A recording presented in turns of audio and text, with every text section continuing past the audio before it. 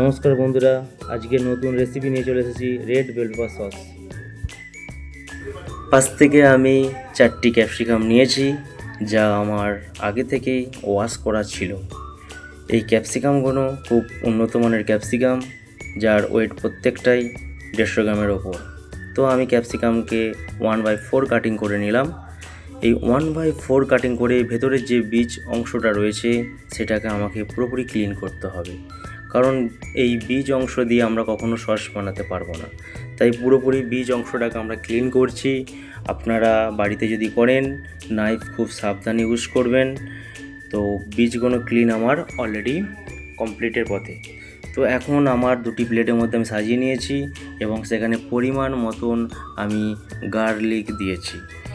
Garlic দেওয়ার পর আমি এখানে 4 পিস করে 2টি প্লেটে আমি এখানে কাঁচা লঙ্কা দেব। তো আমার এখানে 4টি করে কাঁচা লঙ্কা দেওয়া রয়েছে এবং আমার কিচেনে যে মশলা রয়েছে, মশলা আমাকে এখানে দিতে হবে সল্ট অ্যান্ড ব্ল্যাক পেপার। তো সেইটা আমাকে পরিমাণ মতো 2টি প্লেটে ডিভাইড করতে হবে, যাতে জিনিসটা আমার পরবর্তী টেস্টি কোনো সল্ট বেশি না হয়।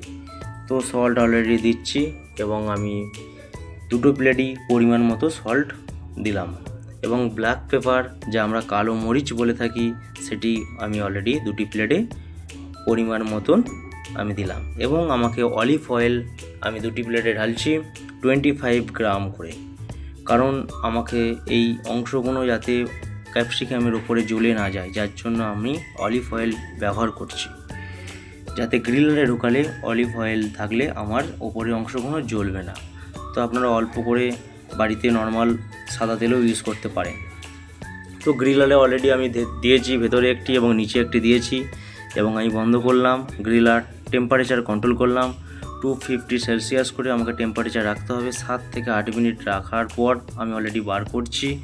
2টি প্লেটই অলরেডি আমার কমপ্লিট হয়েছে। তো এখন এটিকে আমি 10 মিনিট ঠান্ডা করব।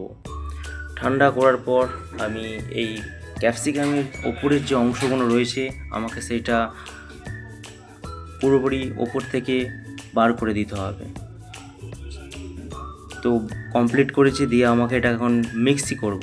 তো আমার গার্লিক, চিলি প্লাস ক্যাপসিকাম এই যেগুলি রয়েছে এগুলো পুনরায় আমি পরিষ্কার করে নিয়েছি। আমি মিক্সি জারে অলরেডি দিলাম, আমাকে এটা মিক্সি করতে হবে এবং মিক্সি জারে যখন দেব তখন অলরেডি আপনার কন্ট্রোল করে রাখতে হবে মিক্সি জার যাতে অন না থাকে, ওকে, যাতে আপনারা এই বিপদে পড়তে পারেন। তো এখানে আমি paprika sauce, sweet paprika sauce, সেটা আমায় দিতে হবে পরিমাণ মতন।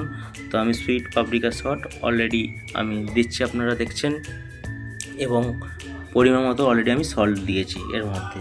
তো এখন আমার পুরোপুরি মিক্সি কমপ্লিট করে আমার সসটি অলরেডি কমপ্লিট হয়েছে, যা রেড বেল পেপার সস। আমরা 2টি ক্ষেত্রে ইউজ করে থাকি, একটি হলো পেরি পেরি পনির র্যাপ এবং আরেকটি হলো সাকসুকা। এই 2টি আইটেম পরবর্তীকালে আমি দেখাবো, যা আমার এই সসটি কোন কোন আইটেমের ক্ষেত্রে আমি এই সস ব্যবহার করে থাকি। অবশ্যই ধন্যবাদ।